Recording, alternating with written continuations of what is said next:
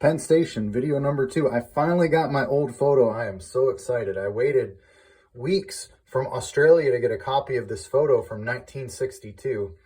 And remember, Penn Station was supposedly built in 1910, 1911. I can't remember specifically.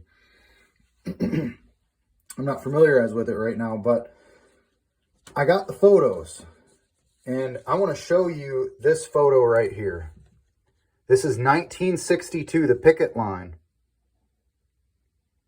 And I'm going to show you a really interesting feature about this old photo right here. This one is from 1914, so this is only a few years after it was built. Look at this pillar. You see the very last pillar onto the right? And if you look right here, see how there's a little, like a crack in it? It's the very top of the fourth one coming down. See how there's a little crack? Now look at this photo right here. You see how that same crack is right there at the fourth one, right there? That's how we know we're looking at the exact same thing. And now, do you see any difference of how old it looks? Look how old it looked back in 1914, and look how old it looks in 1962. There's no difference. There is no difference. So you're telling me that this is only 5 years old, this structure? No way. No way, I'm sorry. But I do not believe that. I can't find any photos of it being built. I mean, this is just massive.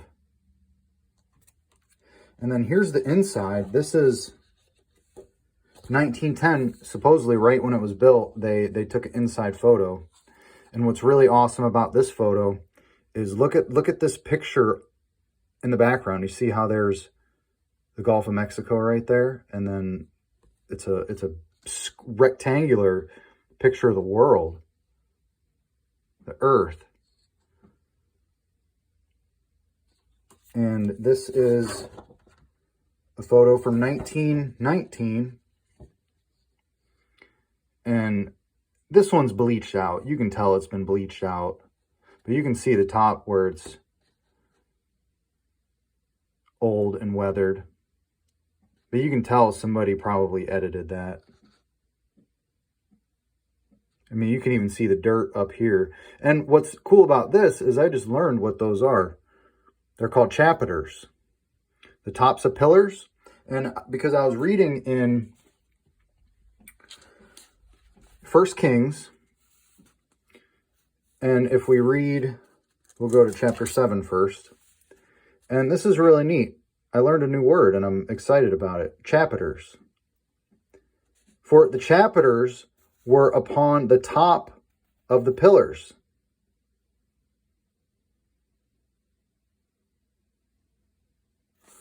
And if we go to this one right here, stone carvers. And Solomon's builders and Hiram's builders did hew them. And the stone squarers. This is the only time that word's used in the King James Bible. Stone squarers. So they prepared timber and stones to build the house. Now Solomon, I'm going to be bold and say that all the structures that we see are after the wisdom of Solomon. And they're found all over the world. And I've just been reading 1 Kings. This is the first time I've started reading 1 Kings in the King James Bible. And it's absolutely amazing. You know, I don't know who built these. They tell us who built them. But I mean, look at this beautiful chapiter up here. And I would encourage you to read 1 Kings chapter 5, 6, and 7 to learn about the details of how Solomon built this stuff. I'm not saying like this specifically, but this style. And how everybody in the world back then came and seen Solomon and his wisdom that God gave him. But if you look at this, remember, this is from 1914, 4 or 5 years after it was built. Look how dirty that is. And it still has the same crack right there. And then look at this one in 1962.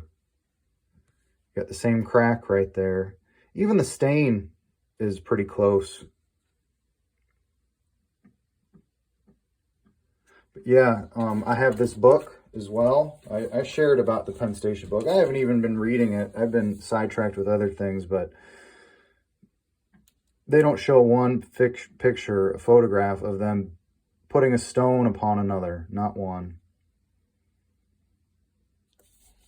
So that's the awesome photo I wanted to share with you. This one right here. It's as old as it was 5 years after it was built, supposedly.